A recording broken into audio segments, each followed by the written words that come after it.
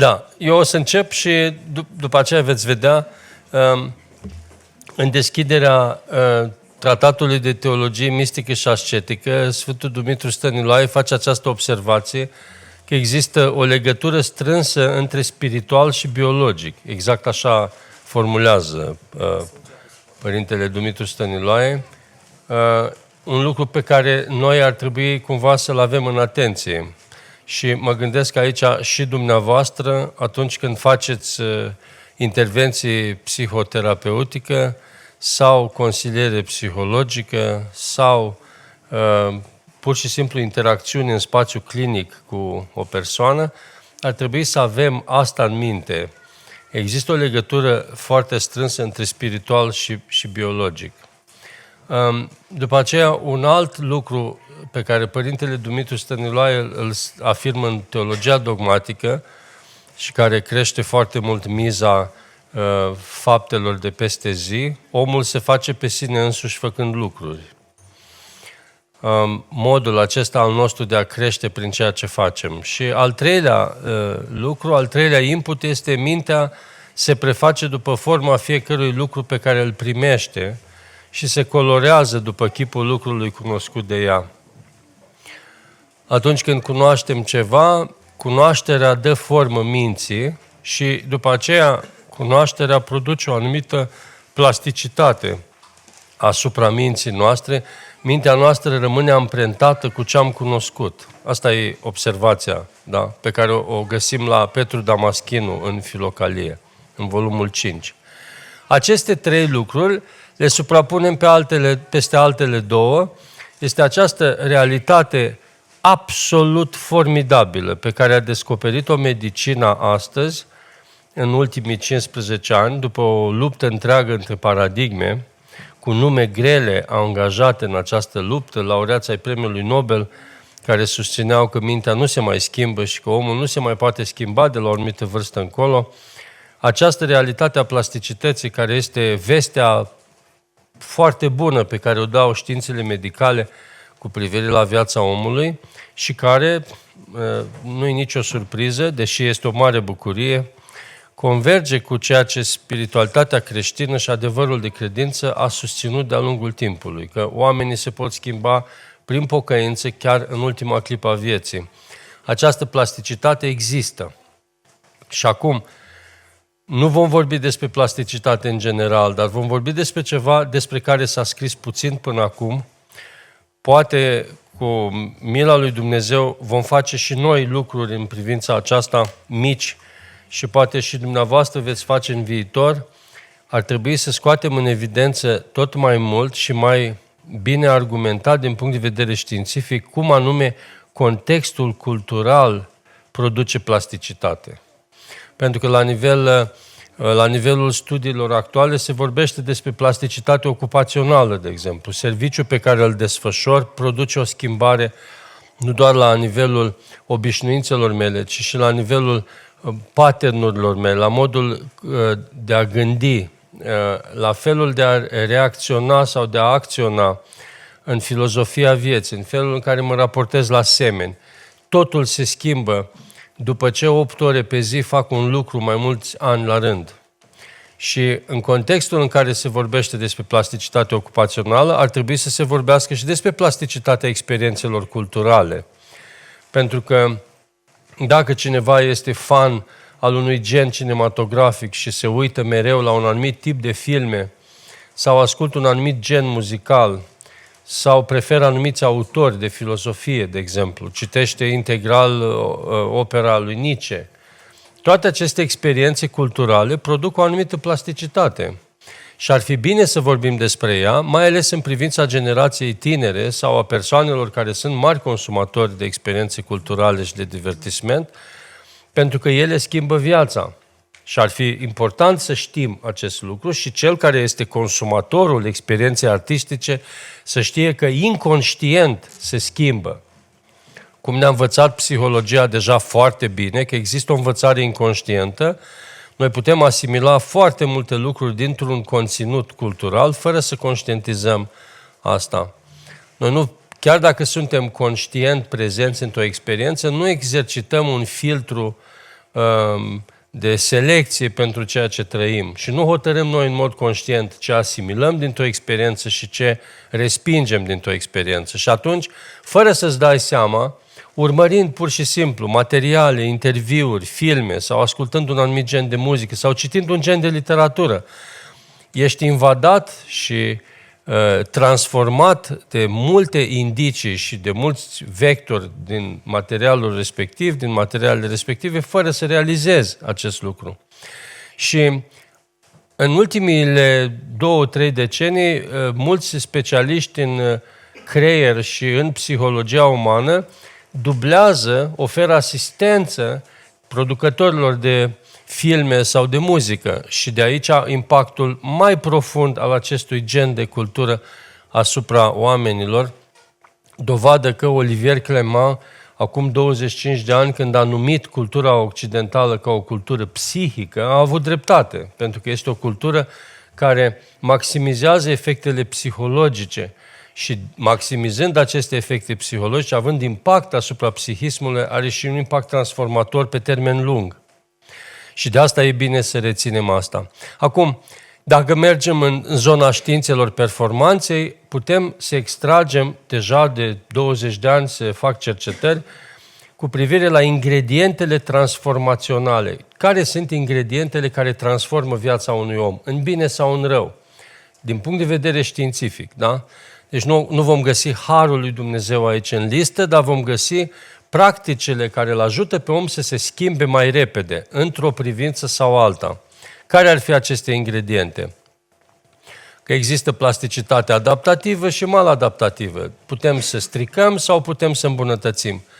Sunt câteva lucruri care sunt foarte importante. Exersarea cu atenție este necesară pentru o transformare profundă.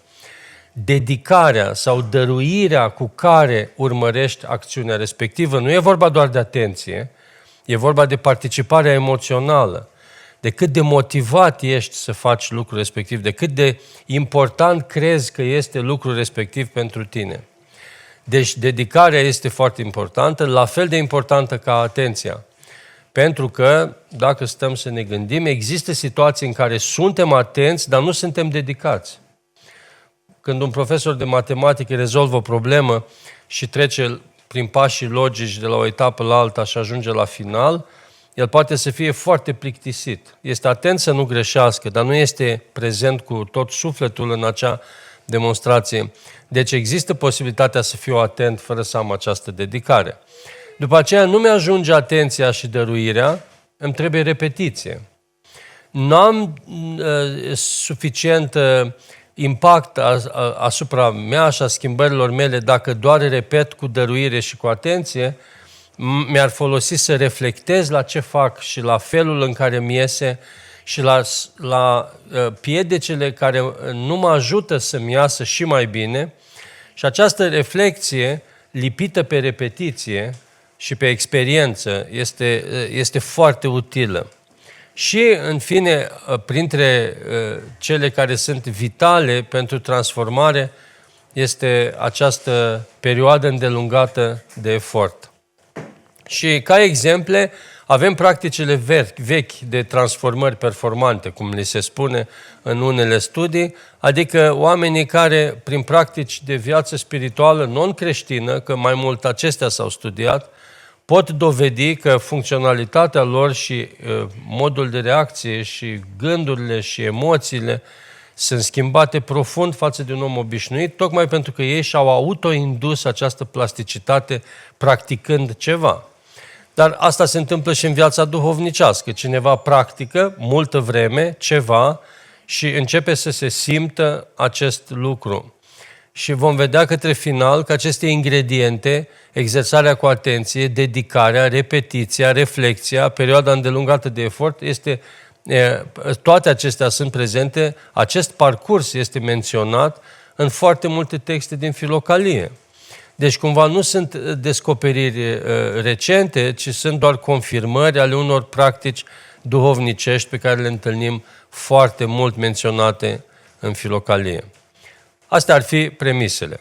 Acum, o realitate care este foarte importantă din punct de vedere terapeutic sau psihoterapeutic sau de intervenție de tip psihologic. Vital în viața noastră nu este experiența, cât este felul în care ne raportăm la experiență. Asta face diferența între un om credincios și un om necredincios, un om care este puternic și un om slab, o persoană care este plină de nădejde sau o persoană care este plină de frici. Contează foarte mult cum interpretezi realitatea, nu experiența ca atare, ci felul în care eu văd acest lucru. Acum, ce ne ajută astăzi știința să descoperim este cât de departe ajunge efectul experienței mele interpretate de mine în biologia mea.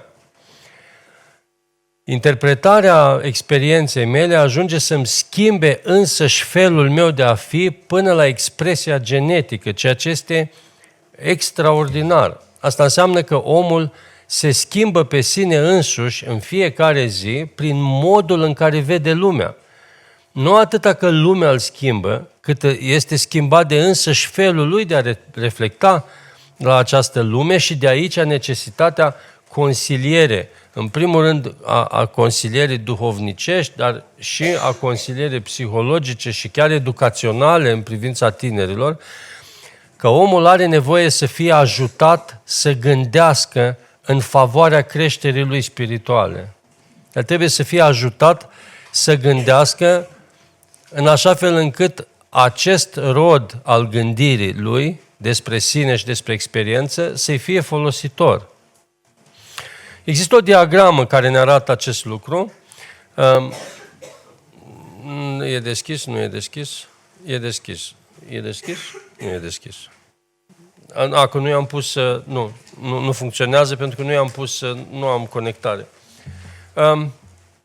Aici vedem într-o revistă de genomică, este un text care vorbește despre epigenetică, despre cum ne schimbăm noi ca oameni.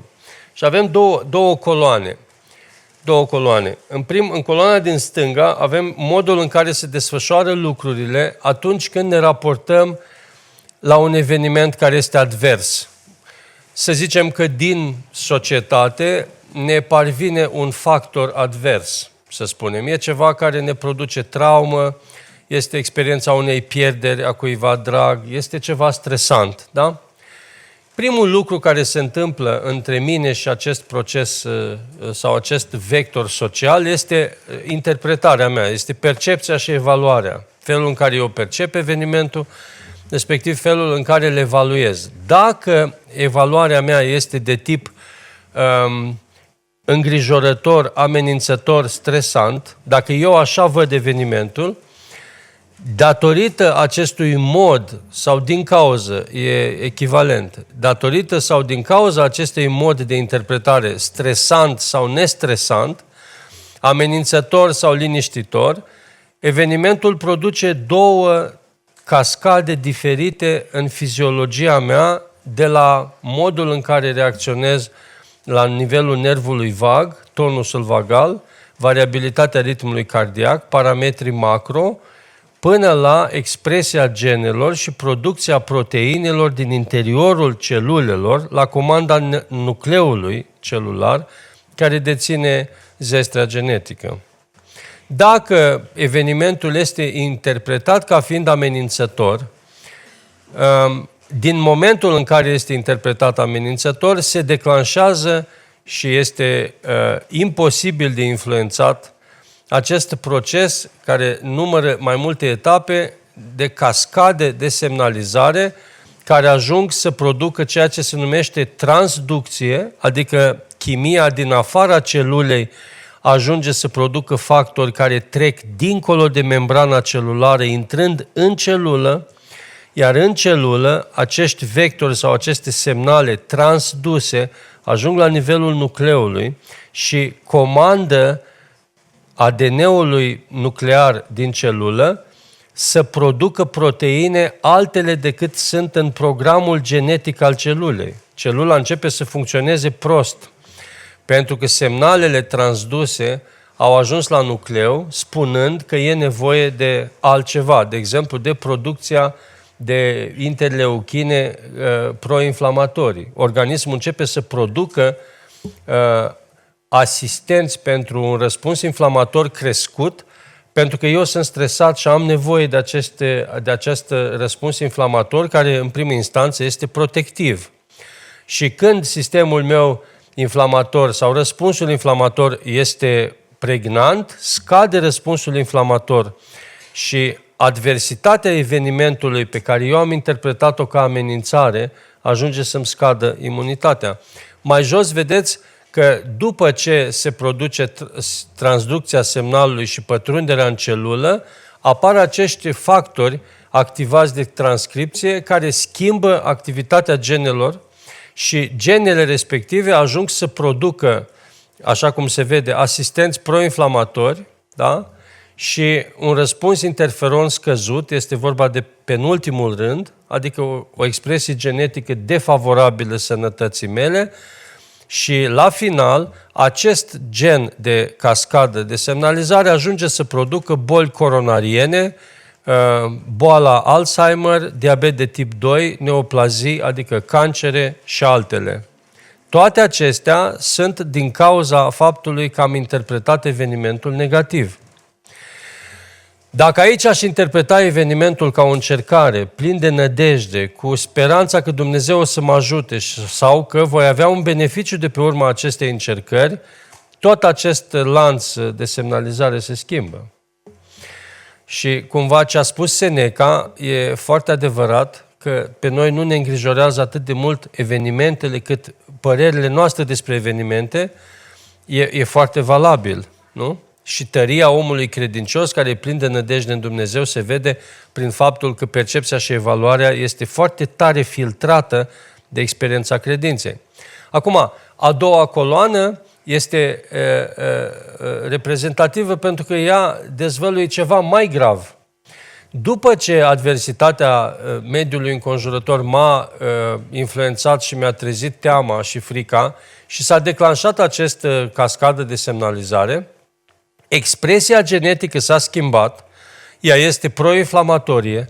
Când am un răspuns inflamator în corp, sunt iritat, sunt un pic agresiv, gândesc repede, gândesc superficial, am tendințe agresive, sumarizez realitatea, văd totul în alb și negru, nu am nuanțe, nu am control inhibitor, nu sunt echilibrat.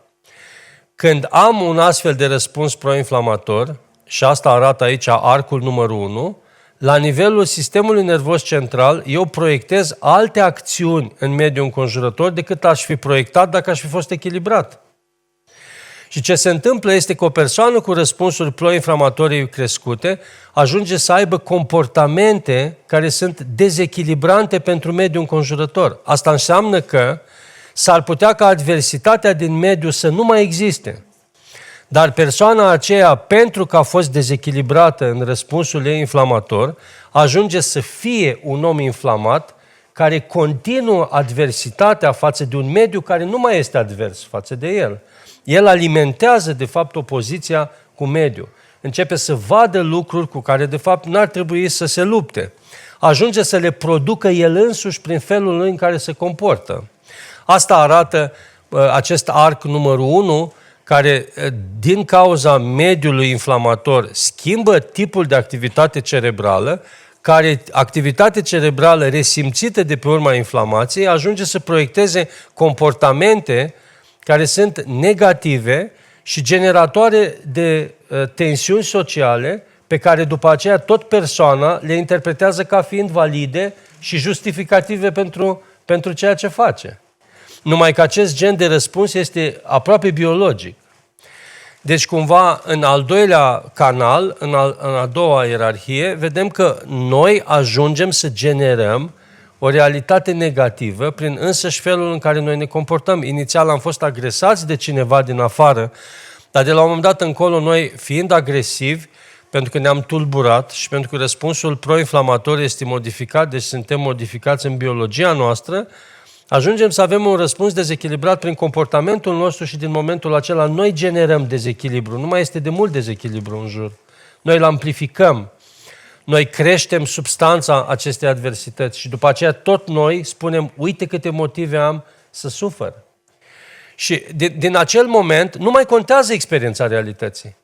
persoana respectivă a intrat într-o lume în care ea este vector, ea este agresor și tot ea este și victimă. A intrat într-o logică perfectă, s-a închis acolo, nu mai poate scoate nimeni de acolo.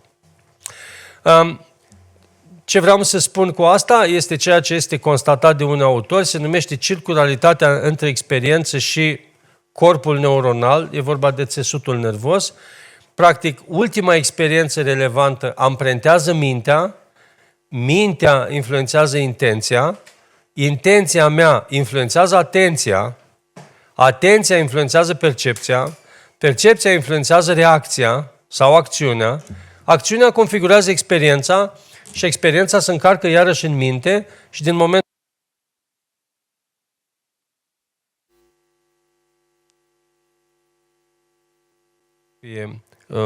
da, acum merge. Din momentul acesta sunt pe cont propriu, cum ar veni. Și cineva care mă asistă duhovnicește sau spiritual trebuie să rupă acest cerc. Și ca să închei cu partea aceasta, suntem într-o experiență culturală nefastă pentru că cultura este cuceritoare. Cultura transformă conștiința oamenilor. Asta este o realitate, pentru că are aceste ingrediente psihoemoționale care sunt foarte pătrunzătoare și muzica și reclamele publicitare și ambientul social, toate exercită o transformare puternică.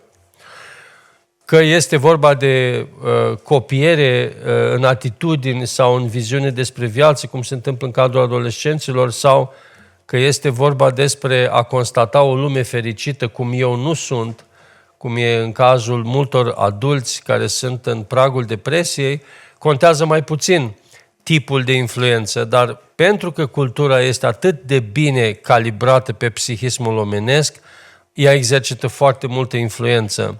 Și se poate vorbi de un fel de plasticitate a experiențelor culturale.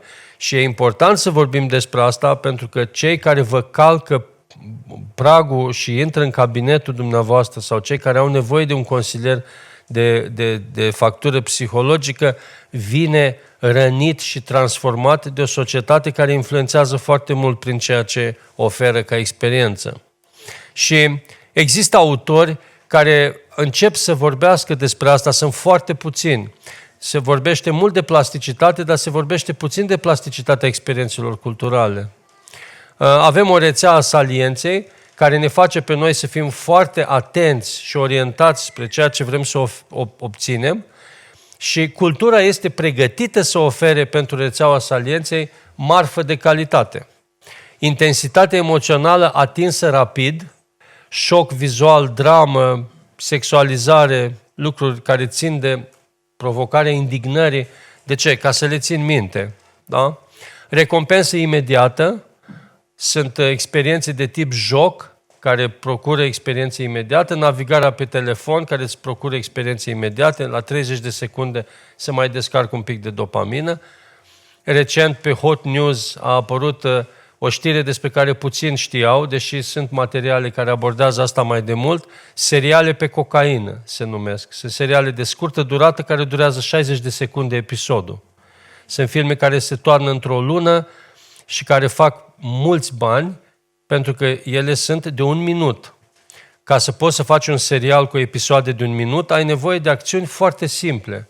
N-ai nevoie și nici nu poți să prezinți personaje de adâncime, oameni care să aibă un anumit caracter, nu știu, subiecți dostoevskieni. Nu, sunt oameni simpli care participă la tot felul de situații care produc indignare și care țin pe cei care consumă în fața ecranelor. De asta le și se spune seriale pe cocaină. Termenul tehnic este serial vertical. E vertical pentru că este făcut pentru telefon. El nu este făcut să fie văzut așa. El este făcut să fie văzut așa. Cu cadre foarte strâmte și foarte repede de filmat. Și sunt case de producție în Statele Unite care au început să concureze Hollywood-ul cu genul acesta de producții, cu actori profesioniști, cu regizori profesioniști și cu filme foarte simple în care să poți să ți se livreze și să primești în 60 de secunde un episod. să vezi ce s-a mai întâmplat. Într-un episod, 2 vecini se hotărăsc să facă rău unui al treilea, în următorul episod vezi ce i-au făcut, în al treilea episod îl transportă pe acela undeva ca să-l ascundă și de fiecare dată ți se servește câte un gen de acesta de acțiune. Și ți se dau primele 3-4 episoade gratuit și după aceea totul este contra cost. Și încasările sunt infernale, iar costurile sunt foarte mici. Pentru că nu-ți trebuie multă tehnică și mult consum ca să faci 60 de secunde de film. Ăsta e un gen de producție care se duce direct în rețeaua salienței. Deci trebuie să vezi despre ce este vorba și ești încurajat să vezi despre ce e vorba, că nu e decât 1 minut. Nu pierzi foarte mult timp, dar plătești pentru asta. Și n-ai sentimentul că pierzi timpul uitându-te la un film de 45 de minute. De fapt, adictiv este mai tare adictiv este cel scurt decât cel lung. Identificarea narrativă, eroul ca mine, simboluri valorice substitutive. Avem asta în filme, în reclame, în piesele muzicale. Fericirea este egal cu consumul, libertate înseamnă să posezi, succesul înseamnă vizibilitate și servite iar și iar în cultura de consum produc modificări la modul în care eu îți reprezint realitatea și de aici o persoană nefericită. De ce? Că nu are ce să consume. Nu? Este o persoană care nu e liberă. De ce? Că nu posedă nimic. Da? Și care nu are niciun succes în viață. De ce? Pentru că nu are vizibilitate. De fapt, ea ar putea să fie fericită fără să consume, să fie liberă fără să posede și să aibă succes fără să fie vizibilă această stare de succes sau de viață plină de succes, numai că modelul de gândire este format după ce a avut multe experiențe culturale. Asta înseamnă că există ceea ce se poate numi un fel de influență culturală asupra modului în care eu exist și modul în care eu gândesc. Și dacă ar fi să sumarizăm tot ce am spus până acum, dacă mesajul publicitar sau de film spune plăcerea instantanee este bună, sistemul meu nervos se schimbă în formatul acesta. Apar patternuri de activitate în striatum, care este o parte din area tegmental-ventrală foarte importantă în experiența plăcerii și rețeaua salienței, care se schimbă după acest mesaj care este repetat pe principiul învățării inconștiente din psihologie. Dacă mesajul conține reveria ca și conținut, compasiunea ca experiență, teoria vieții moderate sau guvernată de moderație sau viața în credință, viața plină de virtuți, atunci rețeaua salienței va resimți de pe urma acestor experiențe cheia de boltă a vieții fericite, care înseamnă cultivarea virtuților, nici de cum plăcerea care îmi oferă starea de bine.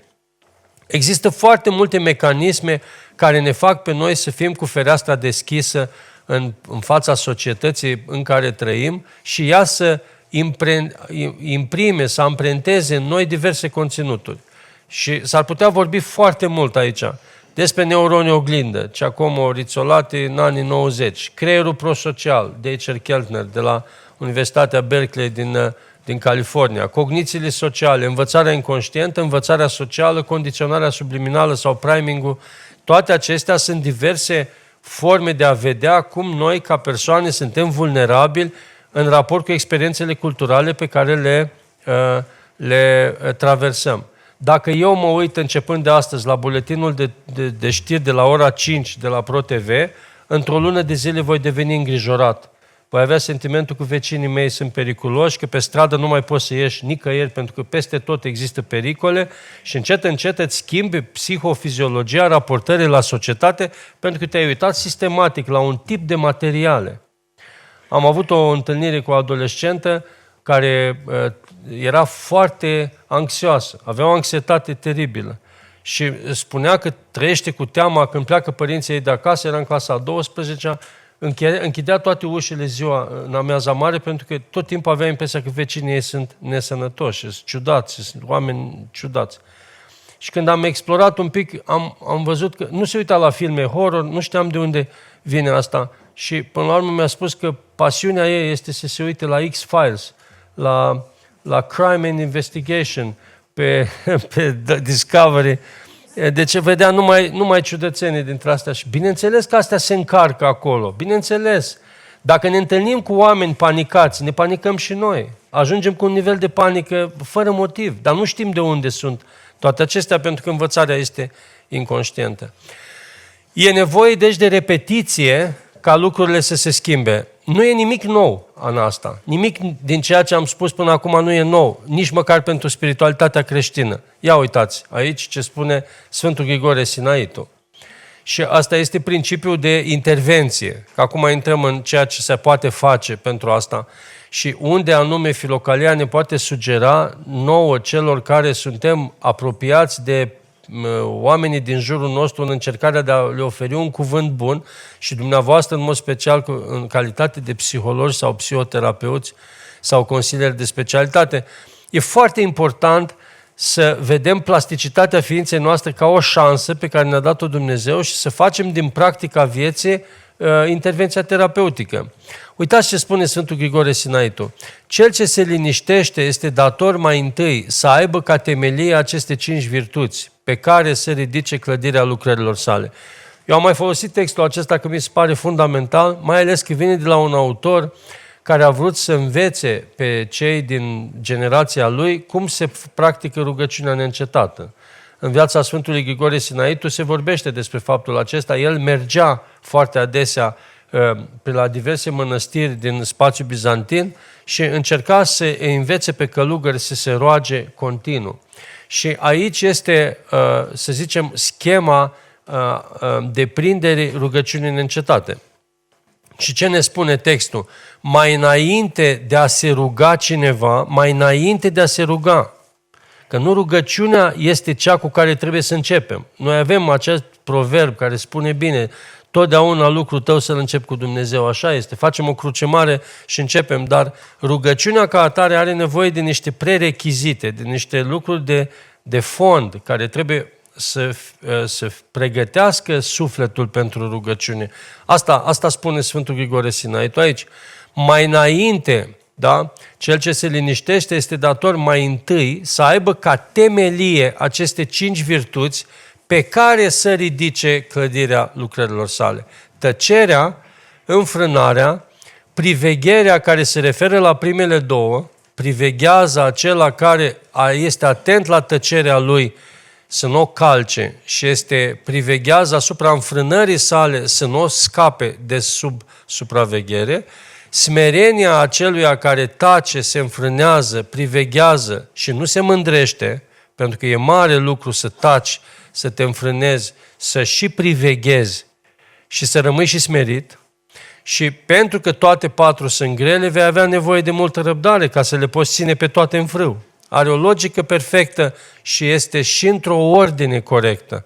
Pentru că mai întâi taci și după aceea te înfrânezi, pentru că înfrânarea e un fel de tăcere generalizată a întregii ființe. Da? Și cine nu tace și nu se înfrânează, nu poate să privegheze.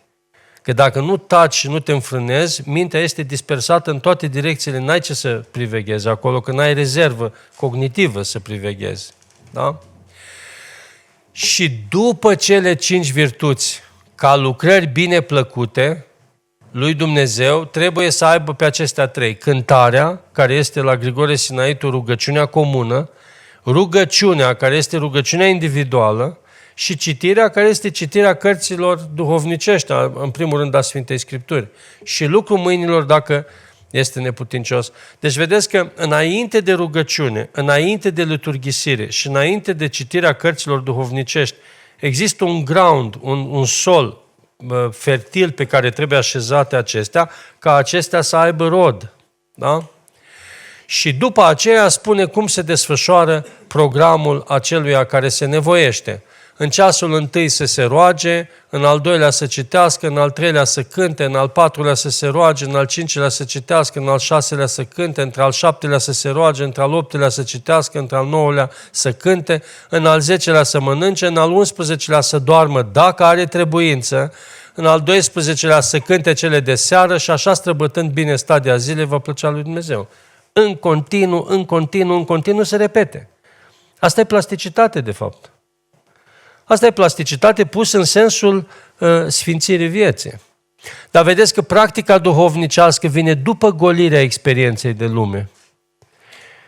Asta este o observație foarte bună, pentru că e bine să ne rugăm în orice moment, dar nu vom simți rodul acestei rugăciuni oricum. În mila lui Dumnezeu uneori și în mijlocul stadionului, dacă mă rog, Dumnezeu îmi dă cu mila Lui niște semnale că rugăciunea a fost primită.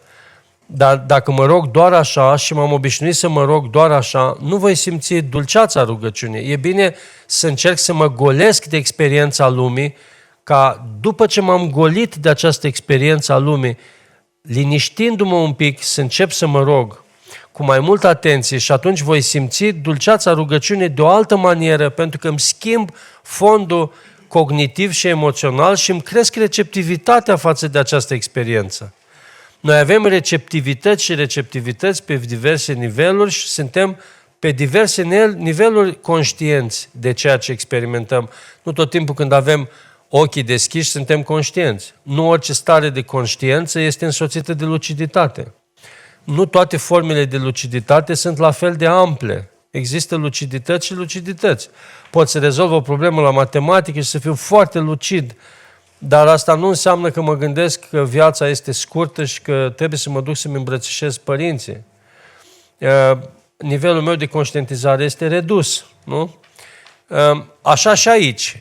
Pot să mă rog și să citesc Sfânta Scriptură în orice moment și e indicat să-L am pe Dumnezeu în fiecare clipă a vieții mele, dar ar trebui să existe niște insule în care maximizăm această întâlnire cu Dumnezeu, lucrând acestea: tăcerea, înfrânarea, privegherea, smerenia și răbdarea, ca să pregătim sufletul pentru o receptivitate mai mare în raport cu Dumnezeu. Ei, în aceste condiții ar trebui luat în calcul ce anume recomandați persoanelor care sunt încercate. Persoanele care sunt încercate în diverse feluri, emoțional, cognitiv, relațional, profesional, social. Sunt oameni care suferă și sunt din ce în ce mai mulți oameni care suferă și noi încercăm să-i ajutăm și ar fi bine în acest ajutor pe care încercăm să-l oferim, și asta este esența a ceea ce vreau să vă transmit, să încercăm să le oferim nu doar recomandări de tipul postește și te roagă, să fie un pic mai atent și la contextul lor de viață, pentru că una este să se liniștească, să tacă, să se înfrâneze și să se roage, și alta este să se roage pur și simplu. Îi vedem pe părinții care așează tăcerea, înfrânarea, privegherea și smerenia și răbdarea la baza lucrării duhovnice și mai înainte de cele, vedeți că cele bineplăcute lui Dumnezeu urmează. Abia cântarea, rugăciunea și citirea îl conțin pe Dumnezeu în mod explicit. Că e cântarea despre Dumnezeu, că este liturghisirea, rugăciunea care este către Dumnezeu și citirea despre Dumnezeu. Cele bineplăcute lui Dumnezeu sunt după.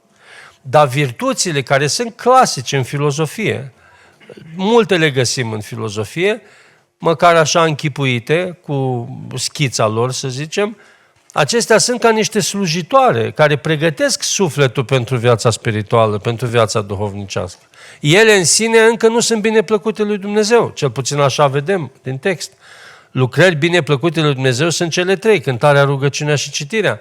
Dar celelalte sunt esențiale, pentru că altfel nu le-ar fi așezat Grigore Sinaitu înainte de celelalte. Nu? Avem niște lucruri pe care le-am putea discuta, dar deci observațiile ar trebui să fie nu doar legate de ce faci, e vorba și de contextul vieții în care trăiești. Nu e vorba doar de relația pe care o ai cu celălalt, ci și de ambientul în care trăiești, pentru că acestea ne influențează, apropo de plasticitatea experiențelor culturale. Nu? Și sunt intervenții simple care ne pot oferi o dispoziție mai apropiată de cea potrivită rugăciunii. Da? E adevărat și Sfântul Dumitru Stăniloae spune în teologia dogmatică, până la urmă rugăciunea neîncetată este conștiința prezenței lui Dumnezeu peste tot. Să-L vezi pe Dumnezeu peste tot, să-L știi pe Dumnezeu peste tot. Da, dar una este să ai această conștiință a prezenței lui Dumnezeu peste tot și alta este să te rogi cu liniște în suflet. Nu? Și inclusiv împlinirea poruncilor. Este o faptă de milostenie. Sfântul Isaac Siru spune că nimic nu este mai mare, nimic nu aduce mai repede pe om la Dumnezeu decât milostenia și amintirea păcatelor. Se pare extraordinar și dimineață vorbeam cu Mihaela, cu care am venit încoace de la Lupeni, cum Sfântul Isaac Siru spune, dacă mergând pe drum trece pe lângă tine un om pe cal și acela întinde mâna pentru milostenia ta și aceluia să-i dai. Omul pe cal însemnând un om puternic, un om cu avuție, cu poziție socială, și dacă și acela care este foarte puternic vrea de la tine milostenie, el având cal și stând pe cal, tu să-i dai și aceluia. Deci cumva, și asta de ce? Ca să arate cât de mare este milostenia în dobândirea vieții spirituale. Bun, avem două zicale și cu asta închei și dacă sunt întrebări, bucurie să interacționăm. Avem spusa aceasta din Psalmul 45, opriți-vă și cunoașteți că eu sunt Dumnezeu. Am mai pomenit-o aici, dar n-am vorbit despre ea atunci. Opriți-vă și cunoașteți că eu sunt Dumnezeu, spune psalmistul. Omul pe care dumneavoastră îl consiliați are nevoie să se oprească. E foarte important să se oprească. Nu e vorba doar de viteza vieții și de un fel de generalizare a acestui ADHD. Este un ADHD spiritual, este un fel de centrifugă a atenției, se dispersează în toate direcțiile. Cum este mama cu mulți copii, dar care este răstignită pentru ajutorarea altuia. Dar dacă aceeași răstignire o ai pe proiecte sociale, nu e același lucru. E foarte important să consiliem persoana în a se opri din lucrurile care sunt dăunătoare și are nevoie de asistență în a opri lucrurile care sunt nefolositoare. Pentru că va fi foarte greu în strategia aceasta de schimbare a vieții să introduci ceva bun mai înainte de a scoate ceva rău care trebuie scos pentru că îți consumă nu doar resursele personale, ci și dispoziția de a te bucura de cele bune. Și aici ni se spune, opriți-vă și cunoașteți că eu sunt Dumnezeu. Vedeți, psalmistul nu spune, cunoașteți că eu sunt Dumnezeu și opriți-vă. Ca să poți să cunoști pe Dumnezeu, trebuie să te oprești din acest mod de viețuire. Și aici, fundamental, este controlul inhibiției. Este o facultate care este pe cale de dispariție, este cât de tare este frâna ta. Există inhibiție emoțională, există inhibiție cognitivă, să nu te gândești la lucruri care nu-ți folosesc. Există inhibiție corporală, să nu mănânci ce-ți place. Și există inhibiție socială, să eviți să faci lucruri chiar dacă toată lumea din jurul tău le face. În ultima vreme, generațiile care vin au din ce în ce mai puțină frână inhibitorie. Nu reușesc să-și construiască un mecanism care să-i ajute să pună frână, pentru că telefonul este acela care îmi răspunde instantaneu la tot ceea ce doresc eu să obțin. Dacă vreau să revăd o experiență, dau replay. Dacă mă plictisește ceva, dau imediat mai departe. Și telefonul mă ascultă. În realitate, când mă întâlnesc cu ceva care nu-mi place, nu pot să dau imediat cancel, nu? Și nici nu pot să dau replay la ce mi s-a părut interesant. Și având așa experiență repetată și având procese de învățare inconștientă, noi ajungem de fapt să ne obișnuim cu o realitate care răspunde imediat limitelor mele. Asta înseamnă că nu mă pot opri. Când vreau să merg mai departe, nu mă pot opri. Nu știu pe ce pedală să apăs ca să se oprească ființa mea din rostogolirea aceasta. Și ce spun teoriile de transformare, mai ales în viața performanței, sunt sportivi de performanță care cresc și la un moment dat încolo nu mai pot crește oricât s-ar antrena. Și antrenorul spune, dacă nu scoatem A, B, C din programul tău, nu mai poți crește. Adică până aici am făcut cu a vrea și a dori, de acum trebuie să progresăm mai departe cu a pune stop, a pune frână, a scoate din comportamentele tale lucruri care îți consumă resursele. Scoți ceva ce îți consumă resursele și fără să te antrenezi mai mult, vei crește foarte mult. Nu te antrenezi mai mult, nu schimbi antrenorul, nu schimbi filozofia de antrenament. Singurul lucru pe care îl faci este să scoți niște lucruri din program. Și creșterea este eliberată de aceste lanțuri. Da?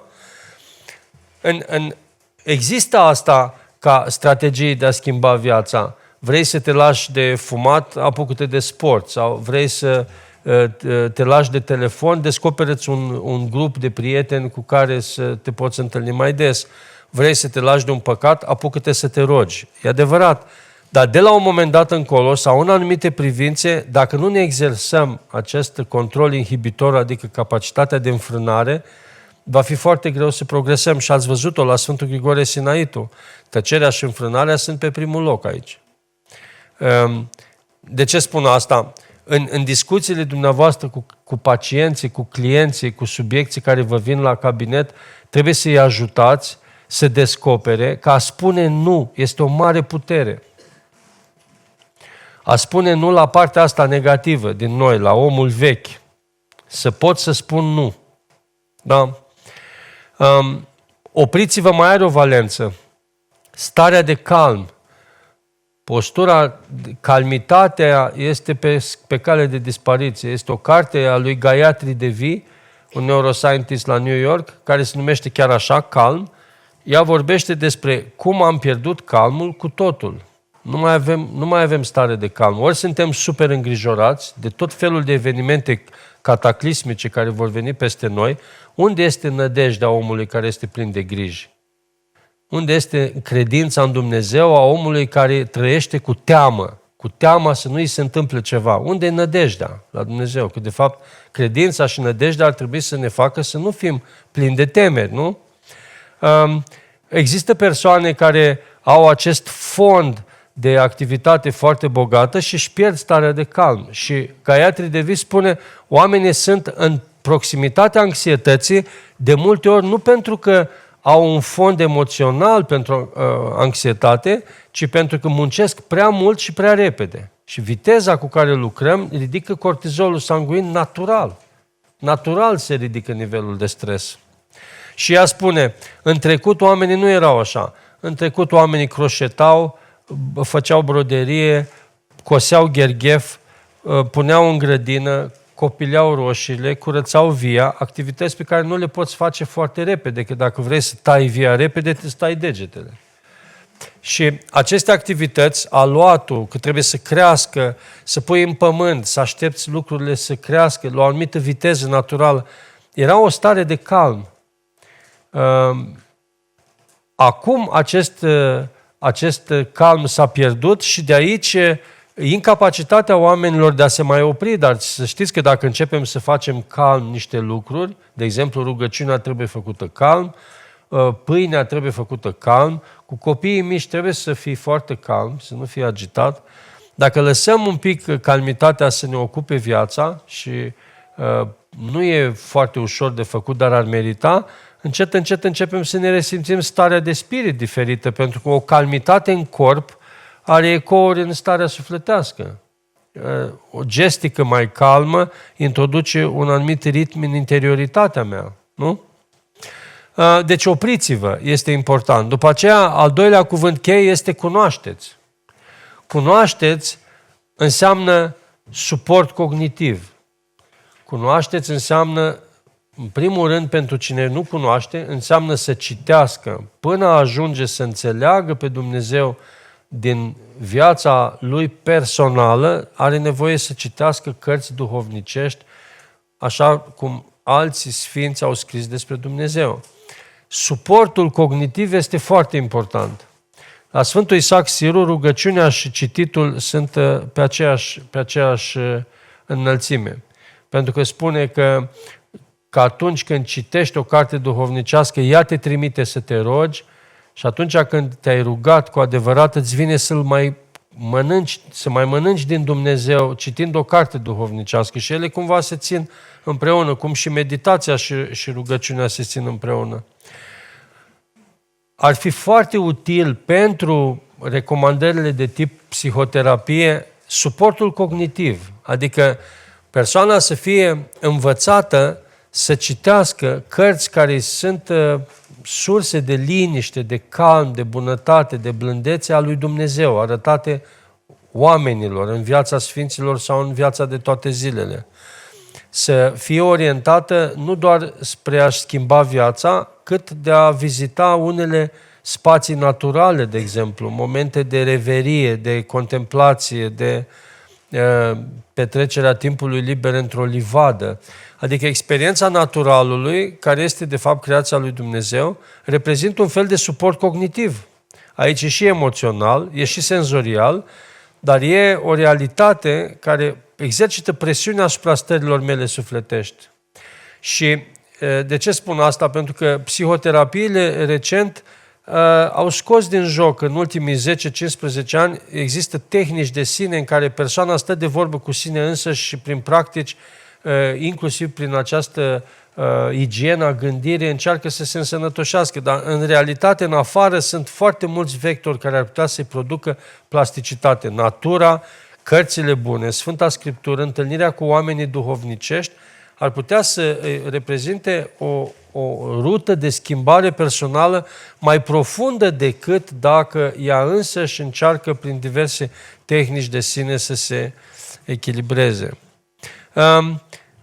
După aceea, al doilea lucru, și cu asta încheiem, este această tripletă formidabilă a Părintelui Arsenie din Patericul egiptean. Fugi, taci, liniștește-te. Toate trei sunt formidabile. Sunt formidabile. Există această observație cum că singurătatea este un marker al calității vieții. În sensul, cum te simți când ești singur? Și noi am putea să luăm termometrul, temperatura spirituală a unei persoane, o putem lua din cum își gestionează singurătatea. Mai întâi, cum se simte când este singur, dacă suportă singurătatea. Ce face când este singur? Nici nu trebuie să ne spună nouă, trebuie doar să se analizeze pe ea, pentru că numai duhovnicului îi se spune, să spunem, că s-ar putea ca până la un grad de sinceritate să suporte această autodescoperire, dar de la un dat încolo nu. Dar eu încerc să o fac responsabilă pe ceea ce face ea în singurătate. Singurătatea spune mai multe despre noi decât jumătate din faptele pe care le-am făcut de când ne-am născut. Ce faci tu când rămâi singur? Este fundamental. Pentru că în singurătate poți să-ți trăiești patimile, da? În singurătate poți să înmulțești plecarea genunchilor și a lacrimilor. Diferența este foarte mare. În singurătate poți să fii rănit de singurătate pentru că îți lipsesc ceilalți. Fără ceilalți ești mort. Iar nu-i bine, da? Sau în singurătate poți să fii detașat de toți, să te simți foarte bine fără ei, să nu ai niciun gând legat de cineva din afară, să fii autosuficient. Iar nu-i bine. Singurătatea spune ceva, da? Singurătatea poate îmbolnăvi. Dacă cineva are multă singurătate și nu știe să o îmblânzească și să o facă în folosul lui, e grav.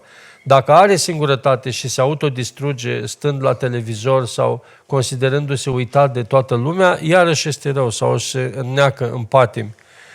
Și unul din marile potențiale vindecătoare, cu rol vindecător, este să reușești să-ți transformi experiența singurătății în beneficiul tău.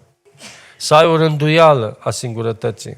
Să-ți pui un program al singurătății, să fie clar ce ai de făcut, să ai rutine sănătoase de plecarea genunchilor, de rugăciune, de lectură și de scriere într-un jurnal, lucruri valoroase din ultima săptămână, să știu ce fac, să-mi organizez acest spațiu care e un deșert, singurătatea în care eu sunt Dumnezeu și uneori vin foarte focalizat și mă țin de program și alteori vin și n-am niciun canon și îmi fac din singurătate un loc al căderii. Singurătatea este un potențial enorm de cunoaștere. Și atunci, aici ar fi două mesaje foarte importante de transmis, după înțelegerea mea, celor care sunt în curs de terapie, au insule de însingurare sau de singurătate în viața lor. Dacă nu au deloc, e pericol. Pentru că ai nevoie de însingurare ca să te cunoști pe tine, să te explorezi pe tine. 1 și 2, ce fac ei cu singurătatea lor? Cum o valorizează, de fapt? Eu în însingurare pot să mă încarc cu un pietroi sufletesc și la primul cu care mă întâlnesc să-l debarasez, sau în singurătate pot să mă finisez sufletește, să mă ascut în simțurile mele și în înțelegerea mea cu privire la mine, pot să-mi intensific pocăința. Eu musai să am experiențe de însingurare provocate, organizate, căutate de către mine peste săptămână Și este foarte important să instaurezi lumină acolo în singurătate. Pentru că dacă cineva poate să instaureze lumina, bineînțeles, practicând viața spirituală, și dacă nu se roagă încă măcar un jurnal spiritual în care să scrie lucruri bune, măcar un jurnal să aibă, în care să scrie lucruri bune, lucruri adânci, pe care le-au citit, le-au auzit peste săptămână. Și dacă n-au nimic de scris, să citească ce au scris. Ideal ar fi ca în singurătate să existe o carte din care mă hrănesc, să pot aduce lumină în experiențele din singurare, în așa fel încât să pot să stau ore întregi singur, fără să am sentimentul că mă distrug, mă consum și mă îndrept spre moarte și că pierd foarte mult din energia de viață. Fugi. Fugi este esențial. Vedeți, e un contrast, nu avem timp să stăm prea mult în asta, dar este un contrast între fugi, taci, liniștește-te și opriți-vă și cunoașteți că eu sunt Dumnezeu. Psalmistul spune opriți-vă și Arsenie spune fugi. Și dacă iei repede textul, spune părinte, nu mai înțelegem nimic ce e. Unul spune să fugi, unul spune să te oprești. Ce e asta? Hotărâți-vă. Că uite, m-am oprit și am stat multă vreme oprit și când, după ce am stat o perioadă oprit așa și vreau să-i mulțumesc psalmistului că mare lucru a spus, am citit la Arsenie că trebuia să fug. Și mi-am dat seama că vreo 2 ani în loc să fug, eu m-am oprit. Nu, e altceva. Fuga asta e de lume, de anturajul nepotrivit și de sinele tău bolnav. Detenta asta de a te despărți repede de sinele bolnav este extraordinar. Să te desparți repede de telefon, care trebuie dat deoparte, să închizi repede ecranul. E mare lucru asta. Când ai simțit că un lucru este defectos, să pleci imediat, să închizi tot, să nu. Asta e fuga, de fapt. Cărți toxice, mesaje toxice, fake news-uri, sunt o grămadă de lucruri toxice. Acolo trebuie să ai detentă, să pleci, nu să analizezi, dar cum a putut să spună așa ceva, da? Ia să vedem ce a mai spus omul ăsta, incredibil. Fii atent ce dar asta nu e nimic, să vezi a treia, fai de mine. Și intri și te documentezi și ajungi să hrănești în tine monștri. Folosește, nu, gata, am terminat. Mai bine citesc, trebuie să compari totul cu Sfânta Scriptură, cu rugăciunea, cu ceva absolut folositor. Să văd dacă are rost să consume energie cu lucrurile acestea, nu? Sau cu sinele bolnav, decât să faci analiza ta iar și iar nu mai bine te spovedești. De ce să stai cu omul vechi de vorbă atât de multă vreme? Adică crezi că îți poate spune ceva interesant? Probabil că nu. Nu mai bine merge în altă parte? Această pauză ține de inhibiție, fuga. Apropo de controlul inhibitor, să spui stop. Da? Asta e o putere extraordinară. Și avem lucruri de care e obligatoriu să fugim, de exemplu, de zgomot. E important să fugim de zgomot. Cum este aici liniște, omul modern are nevoie să descopere că trăiește în zgomot. Dumneavoastră îl puteți ajuta pentru că el s-a adaptat din punct de vedere sonor la zgomotul lumii și pe dânsul zgomotul nu mai deranjează, să știți. Dacă îl întrebați de zgomot, o să spună că nu trăiește în zgomot. Trebuie să-i dai o aplicație pe telefon să-și măsoare nivelul de zgomot și după o săptămână să vii să vezi că e peste 60 de decibeli. Asta înseamnă că nu e sănătos mediul în care trăiești. Dar el nu deplânge zgomotul pentru că s-a adaptat perfect. E ca acela care bea cam 3 pahare de vin pe zi și spune că nu bea deloc. Că e foarte puțin. Că alții beau foarte mult. Depinde unde te uiți. Dacă te uiți la cei care beau mai mult ca tine, tu ești foarte tare și nu bei nimic. Dar în realitate te-ai obișnuit. Zgomotul, dacă îl scoatem din viața noastră, este extraordinar. Vă recomand și am spus-o de fiecare dată, când mergeți în călătorie pe undeva și nu trebuie să treceți strada sau stați în aeroporturi, puneți-vă dopuri pentru că se reduce zgomotul cu adevărat și nivelul nostru de oboseală scade și putem citi cărți, putem să ne rugăm altfel dacă ne-am blocat canalele senzoriale. Nici nu trebuie să privim prea mult, pentru că a spus un părinte atonit, fiecare figură privită este o altă judecată. Dacă privești pe toți oamenii care trec pe lângă tine, aproape instantaneu generezi judecăți despre fiecare. Ia uite ce somnoros e ăsta, ia uite ce arogant e ăsta, ia uite ce... De fiecare dată. Dacă nu, ori ai o minte plină de Dumnezeu și atunci când vezi un chip spui, Doamne, binecuvântează și pe acest rob al tău, ori dacă nu, mai bine nu. Și aeroporturile și locurile acestea sunt atât de pline și când vedem o figură, ăsta este un fel de zgomot de fond cognitiv. Îmi generează o judecată. Eu trebuie să pun stop la aceste lucruri, ca mintea mea să nu funcționeze în gol. Știți că cercetătorii spun că avem între 60.000 și 80.000 de gânduri pe zi. Măcar 10.000 să le punem în legătură cu ceva virtuos, s-ar lega lucrurile. Și avem și zgomot emoțional, care înseamnă foarte multe reclame publicitare și așa. Când se spune fugi, când îi se spune lui Arsenie fugi, pentru noi fugi înseamnă fugi de zgomot. Fugi de informații, fugi de lucruri care sunt oricum, oricine și orice poți să citești este relativ. Tot ce citești este relativ. Numai în Sfânta Scriptură sunt lucruri și pe acelea le știm în oglindă ca în ghicitură. Deci de ce să ne consumăm atât de mult? Ce este cu zgomotul emoțional și cu reclamele publicitare și după aceea cu propriile gânduri. Deci trăim într-un stil de zgomot prelungit de mai multe feluri, ne-am adaptat cu asta și avem impresia că asta e civilizația. Ar trebui, de fapt, să fugim de zgomot. Da? Și după ce reușești să fugi, poți să taci. Nu poți să taci dacă n-ai fugit. Întâi trebuie să te depărtezi. De ce? Păi spune Sfântul Isaac Siru de ce. Dacă vei sta în lume, vei avea gândurile lumii. Vrei să scapi de gândurile lumii? Fugi de lume, dacă vrei să scapi de gândurile ei. Da? După ce ai fugit, poți să taci. De ce? Că te-ai îndepărtat de sursele acelea și nici mintea nu mai stă în legătură cu ele. Că degeaba tace gura dacă merge mintea. Eu trebuie să tac cu amândouă, cum ar veni.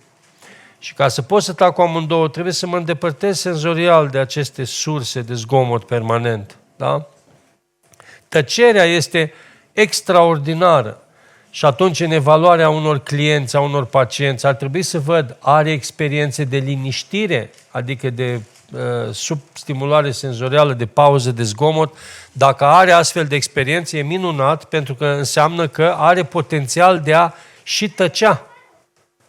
Are potențialul acesta. Dacă are liniște, pot să lucreze tăcerea. Poate lucra tăcerea. Dacă nu are liniște, e aproape imposibil să tacă. El poate să tacă în sensul de a nu vorbi, dar mintea lui va funcționa pentru că e bombardat în toate părțile. Și nu se poate să tacă până nu fuge. Trebuie să se decupleze ca să poată să tacă. Da? Și aici jurnalul este minunat. Jurnalul este minunat. Să scapi de gândurile tale pe care vrei să le povestești altora. Dacă ai lucruri pe care trebuie să le scrii, scrie-le pentru tine. Mai bine decât să le povestești altuia. De ce? Că acolo s-ar putea să înceapă cu o poveste profundă și să se termine cu un bang. Mai bine scrii. Scrie lucrurile valoroase acolo pentru tine. Alea valoroase, nu literaturiza. Nu te așeza la masa deschis visând că se mai naște un Tolstoi acum. Când începi să scrii tu. Nu, scrie lucrurile simplu, ca și cum ai vrea să le predai unui copil, ca și el să le învețe de la tine. Și când scrii, nu-ți mai vine să vorbești. Oricum scriitura este mult mai adâncă decât vorbirea. Tot timpul a fost așa. Și asta învățăm de la părinți. Sfinții părinți au scris lucruri valoroase despre conținuturile acestea, darurile pe care le-a descoperit Dumnezeu. Le-au scris acolo. Da? Și împotriva uitării, dar și pentru că lucrând tăcerea și vorbind foarte puțin, simțeau nevoia să le scrie ca să le imortalizeze și n-aveau cu cine să le vorbească, nu? Și atunci ne-ar ajuta foarte mult să scriem și ca să mai tacă mintea, trebuie să ne apucăm de citit. Citirea este parte din terapie. E foarte greu pentru cineva să-și recupereze echilibrul interior dacă nu are suport cognitiv.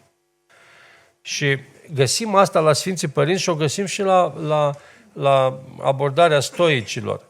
Dacă un pacient de-al dumneavoastră este tulburat, dați-i să citească pagini despre liniște. Dacă e dezamăgit, dați-i pagini din Filocalia 7 sau 8 în care se vorbește despre frumusețea lui Dumnezeu. Dacă este slab în credință, dați-i cărțile despre Sfinții Închisorilor ca să vadă ce înseamnă încercările vieții. Folosiți-vă de cuvânt, pentru că cuvântul e terapeutic. Și eu nu pot să-i spun lui ce găsește el acolo, în cărțile respective. Eu n-am cum să-i transmit asta. El trebuie să citească o carte despre suferințele celor din închisorile comuniste ca să înțeleagă ce înseamnă viața grea. Eu în zadar încerc să-i spun aceste lucruri. N-am avut eu, doar dacă am eu o biografie cel puțin la fel de grea ca el. Ar trebui să folosim aceste paragrafe, dar una este să-i dai unei persoane care este client, să-i dai o carte așa de vreo 400 de pagini, citește asta ca să te faci bine. Dacă e așa, e demoralizant. Eu, de fapt, în calitate de psihoterapeut, ar trebui să am fascicule de pagini care sunt împachetate pe teme. Pentru cei deznădăjduiți. Am aici, de la Sfântul Antonie cel Mare, de la Sfântul Talasie Libianu. De la fiecare am câte fascicule, 2-3 pagini care să fie pregătite și când vine cineva la mine îi spun, văd cum este, îl cercetez, sufletește și îi dau să citească acele fascicule pe care le-am pregătit. Da? Ele au o forță mult mai mare decât aș putea să am eu și asta e pentru el. El va avea aceea la dânsul, la purtător. Noi să ne vedem peste 2 săptămâni, s-ar putea să nu ne mai vedem, dar el, dacă după o pauză de o lună de zile, el ce face singur, dacă ajunge o să se îndrăgostească de aceste scrieri. O să-și dea seama că ele sunt foarte valoroase. Și eu încet îl ajut să descopere că se poate ajuta singur din scrierile Sfinților, ceea ce este extraordinar. Nu? Ca să nu mă sune la 11 noaptea și să-mi spună că nu a fost de folos ședința și că trebuie să o petrecem încă o dată la telefon. Cum mai tace mintea noastră? Faci lucruri, curățenie, ordine, lucru mâinilor. Mintea tace. În manualitatea simplă, mintea tace. Mă joc cu copiii, fac steluțe pentru grădinițe, pregătesc un portofoliu la clasa a doua, decupez niște elefanți. Mintea tace. Dar acelora care au mintea hiperactivă ar putea să aibă o astfel de activitate. Și abia o tăcere de acest fel, în care faci lucruri, te poți liniști cu adevărat cu mintea și, într-adevăr, a treia cerință pe care o primește Arsenie este să se liniștească. Într-adevăr, după ce fugi, reușești să taci și dacă taci cu adevărat, atunci te liniștești. Dar tăcerea fiind și aici, tăcerea fiind și aici. Adică o tăcere din aceasta este o tăcere care te pregătește, abia aceea este starea în care te poți ruga. Da? Aici, practic, la Arsenie vedem niște pași de dinainte de Sfântul Grigore Sinaitu. Trebuie să fugi în privința lumii și să taci și intrăm la Sfântul Grigore Sinaitu cu prima este tăcerea, a doua este înfrânarea, a treia este supravegherea, a patra este smerenia, a cincea este îndelunga răbdare și făcându-le pe asta te liniștești.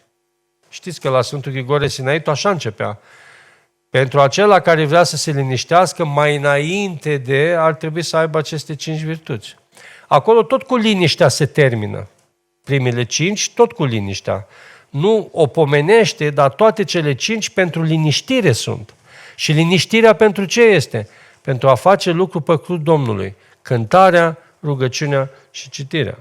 Aici tot cu liniștea se termină. Că întâi fugi, taci și te liniștești, după aia te apuci de rugăciune. Când ești liniștit. Ca să ce? Ca să te bucuri de rugăciune cu adevărat. De multe ori spunem, rugați-vă și o să vedeți, dar trebuie să vedem în ce condiții se roagă. Nu? Că s-ar putea să vină la dumneavoastră persoane care spun, eu sunt religios, ce să fac? Și dumneavoastră să spuneți, rugați-vă mai mult. Dar ca psiholog, ca psihoterapeut, fiind foarte atent la ingredientele de context, trebuie să le spuneți că sunt și alte lucruri care sunt importante. Nu rugăciunea făcută într-un zgomot. Dacă de dimineață până seara lucrezi în zgomot și faci 20 minute de rugăciune și nu știi să te liniștești, va fi foarte greu să simți dulceața acestei rugăciuni, ca să te îndrăgostești de ea și să-ți dai seama că ea este, cum ar veni, firul roșu al vieții. Asta vreau să vă spun și nu avem foarte mult timp de întrebări, dar măcar una sau două, poate dacă aveți, sau comentarii, nu neapărat întrebări. Mulțumim, mulțumim foarte mult.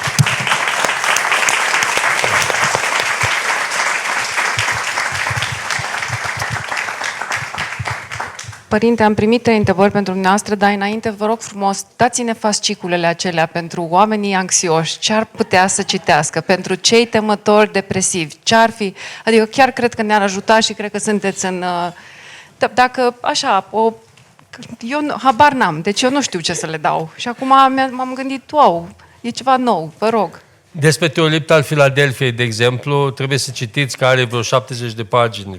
Teolipt al Filadelfiei și Nichifor din Singurătate, Filocalia 7, este pentru îmbunătățirea atenției. Probabil că sunt tratatele cele mai frumoase despre atenție în Filocalia 7. Despre frumusețea lui Dumnezeu este Filocalia 8, 7 și 8. Sunt foarte multe texte. Despre rugăciune sunt mai multe lucruri care țin de practica rugăciunii în Filocalia 8. Despre deznădejde și încercările grele ale vieții, eu aș recomanda literatura Sfinților din închisori. Aspazia Oțel Petrescu, de exemplu, formidabil scrie. Și aceste zugrăviri ale suferințelor, 20 de ani în Siberia, sunt cărți extraordinare care arată suferințe, Sfântul Închisorilor, cărți formidabile, care arată modul în care oamenii aceștia au suferit niște suferințe absolut inimaginabile și care au rămas în bunătatea lor în continuare ancorați în credință. Nu? Despre gestiunea singurătății, Sfântul Isaac Siru, cred că este Cuvânt către singuratici, partea a doua, redescoperită, tradusă de Părintele Ioan Nică Junior.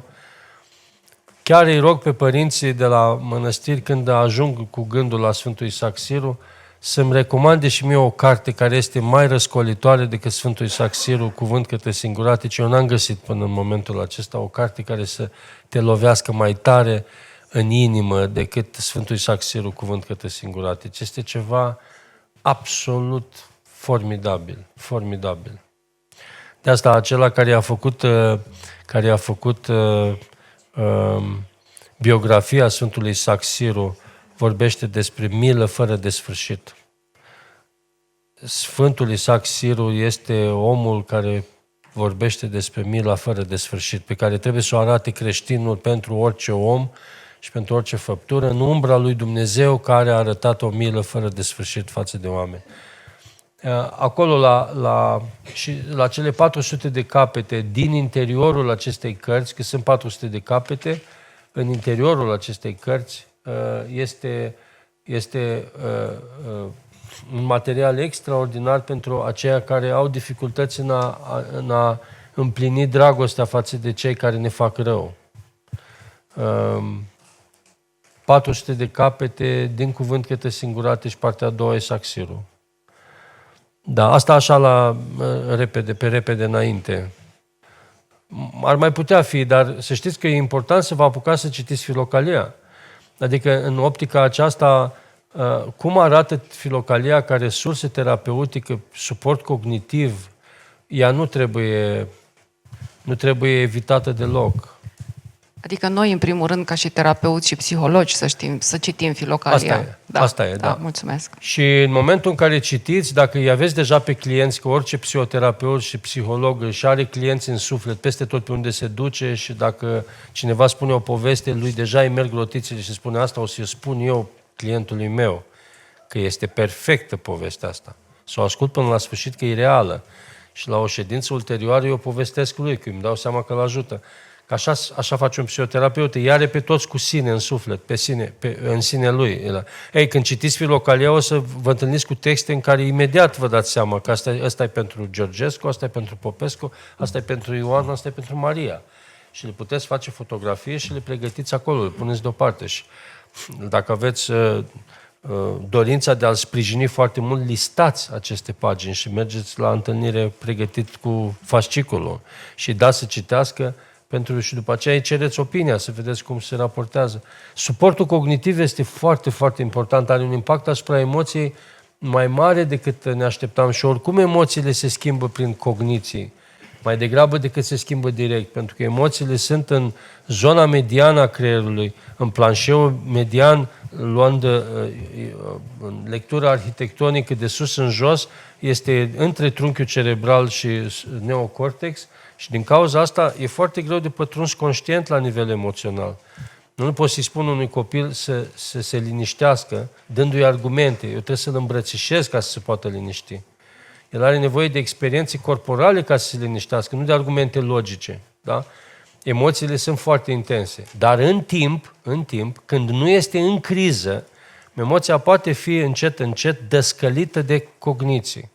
și îi dau cogniții virtuoase despre frumusețea lui Dumnezeu, în timp, acestea lucrează strat cu strat și încep să-l facă pe om să creadă că lumea e bună totuși. Deci vă ajută să citiți Filocalia foarte mult, da. Mulțumim!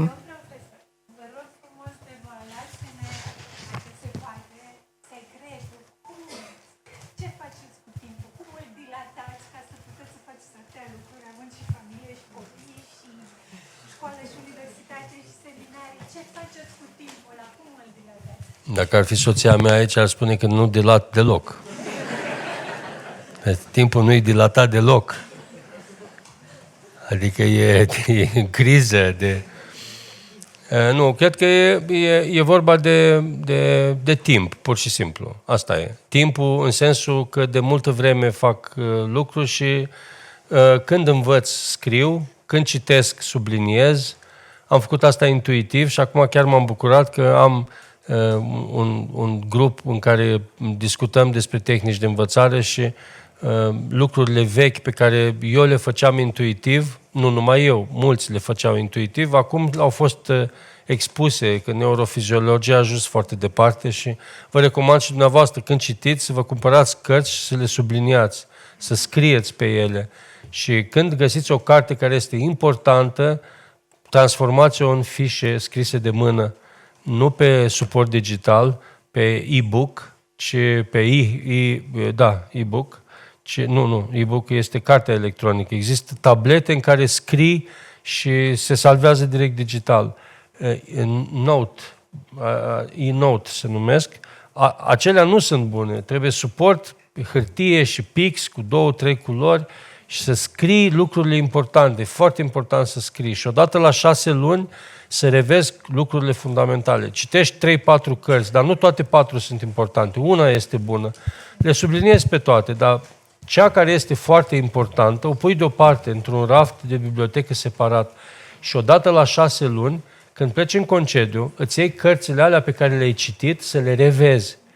Eu am constatat că citisem inițial într-un jurnal că așa este și nu venea să cred. Că eu credeam că am o memorie bună, dar am constatat după 6 luni de zile că într-adevăr se întâmplă așa.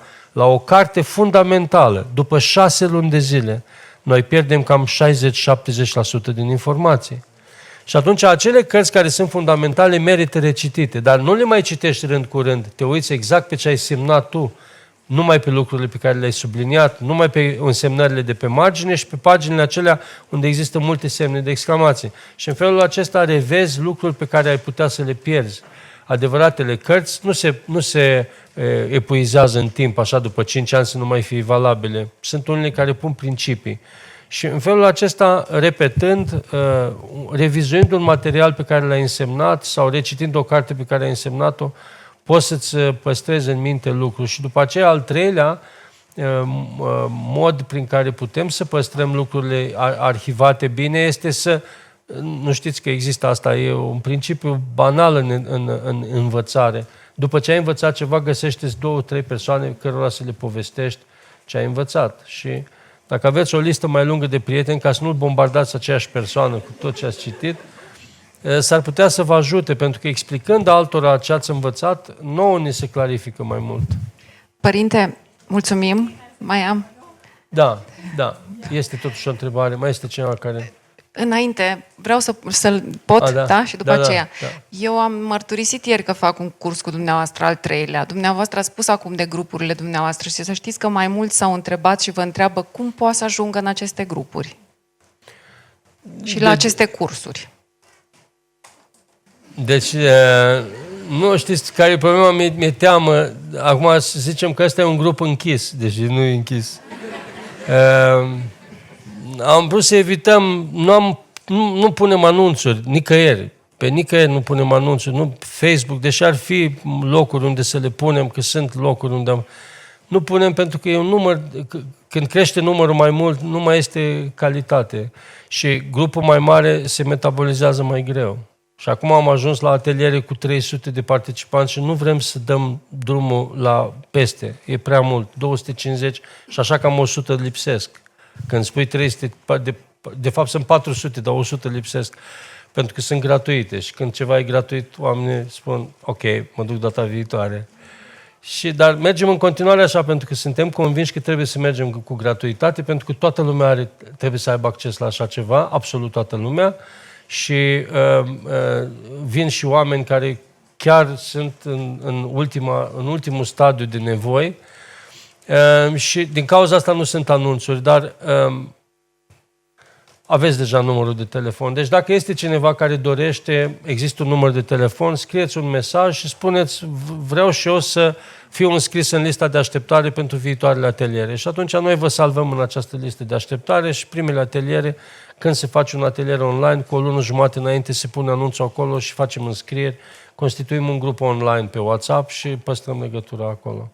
Dar, în general, nu dați numărul mai departe de telefon, nu faceți acest, decât dacă persoanele chiar vor, pentru că noi avem această problemă, la atelier se înscriu 400 și 100 lipsesc.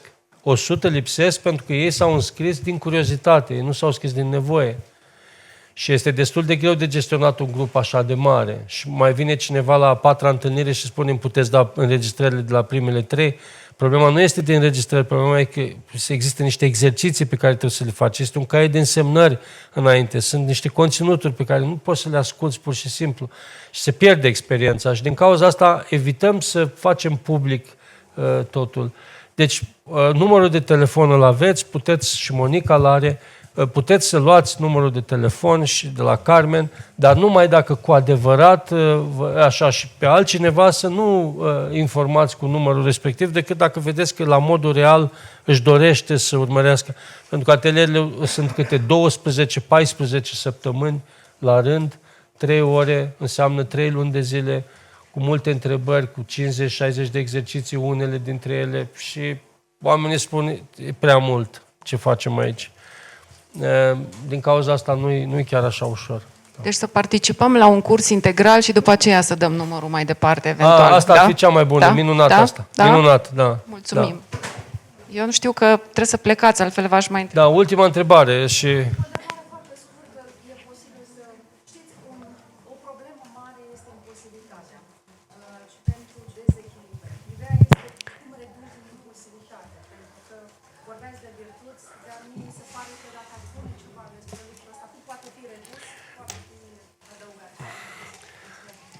La ce vârstă vorbiți de impulsivitate? La adulți?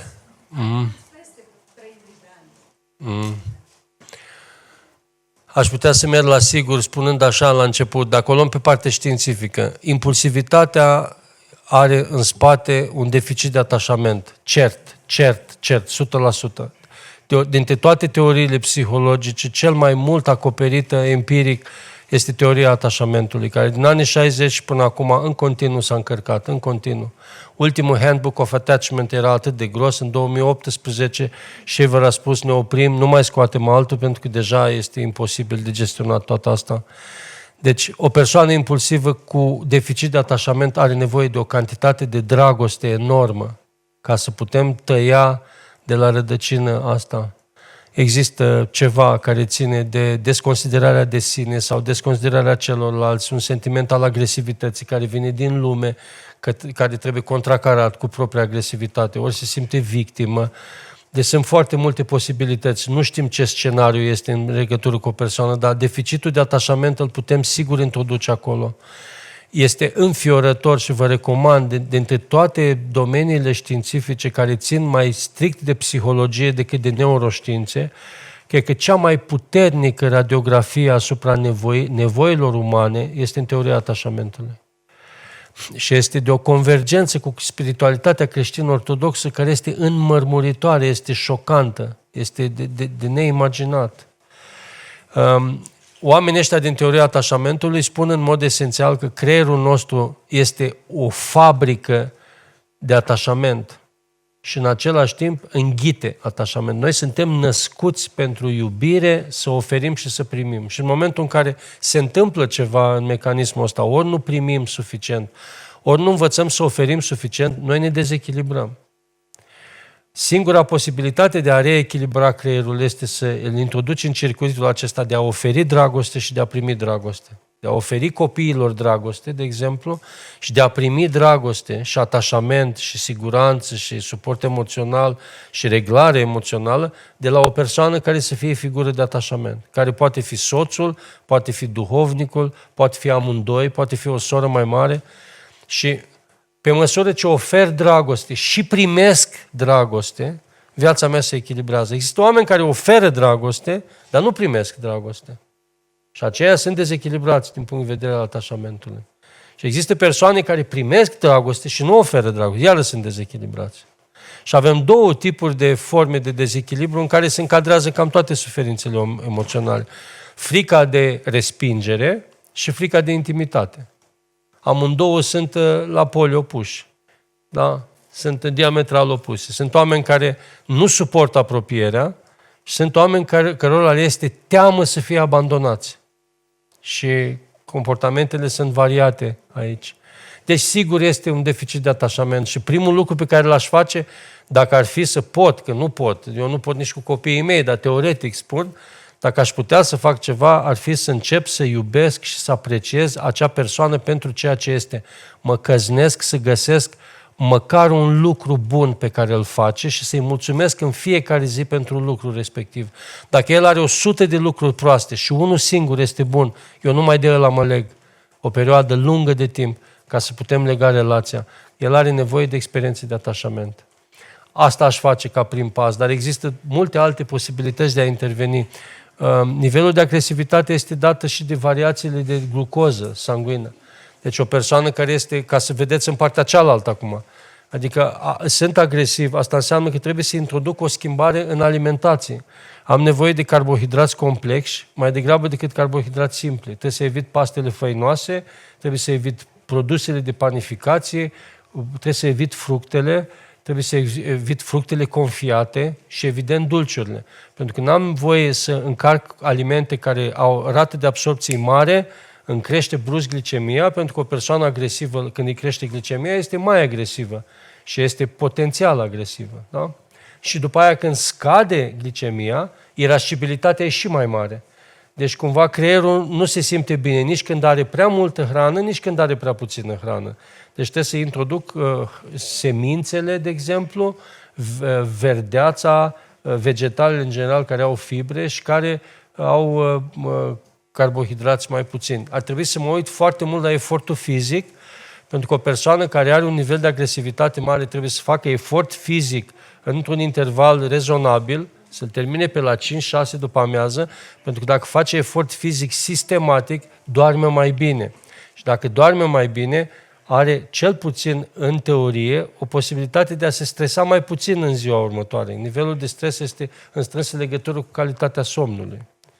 Dacă are un serviciu care stresează, aproape că nu pot să elimin problema agresivității, pentru că vine de la serviciu cu un stres cronic, un cortizol mai mare, care s-a adaptat la acel nivel crescut, asta înseamnă o irascibilitate peste medie. Și cu inflamație din corp, că cortizolul înseamnă și un răspuns inflamator modificat, și dacă răspunsul inflamator este modificat și ne amintim de schema cu care am început, persoana respectivă este pregătită să desfășoare un comportament de opozabilitate care crește adversitatea mediului înconjurător și ea, în general, ajunge să fie propriul ei factor de stres. Deci există și aceste modificări care ar putea fi făcute. Mai mult efort fizic pentru un somn mai bun, modificări alimentare, reducerea stresului, posibilități de a desfășura clipe frumoase de liniște, de calm, peste săptămână, undeva, pauze mai dese, o anumită cultură a odihnei și în felul acesta se poate. După aceea, agresivitatea se reduce dacă persoana practică viața spirituală. Dacă ea se obișnuiește să iubească liniștea, de exemplu, calmul, interiorizarea, asta fac enorm de mult. Există o autoare, Sara Lazar, care a făcut o cercetare, 8 săptămâni, studenții au învățat să respire și să stea calm. Și după aceea s-a văzut că nucleii amigdalieni, care sunt rezervoarele biologice ale agresivității, au scăzut în volum după 8 săptămâni de liniștire. 30 de minute pe zi se linișteau. 30 de minute pe zi.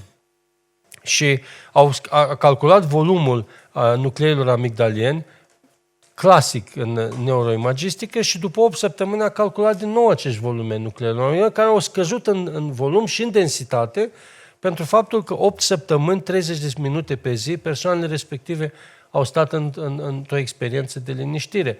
Deci există modificări fiziologice, e mai mult decât să spun mă simt mai bine. Nu trebuie să vedem dacă fiziologic s-a schimbat ceva, ar putea să fie o impresie doar. Deci practicile acestea sunt liniștitoare. Dacă s-ar putea ruga sau învăța dulceața bunătății și a blândeții, atunci conștient ar participa la acea transformare de care vorbeam. Atenție, dedicare, repetiție, reflectare la ceea ce repet și la ceea ce trăiesc și perseverență pe termen lung mă ajută să schimb. Când ajung eu însumi să iubesc virtutea și să-i cer lui Dumnezeu ajutorul, deja am intrat în cercul virtuos. Și ies din cercul vicios în care eu, stresându-mă, cresc adversitatea mediului înconjurător, îi stârnesc omului din fața mea răutatea și după aceea mă plâng că el e rău. Dar eu nu m-am uitat la mine ce am făcut. Dar eu, de fapt, am făcut asta pentru că eu sunt irascibil, pentru că nivelul meu inflamator este foarte mare.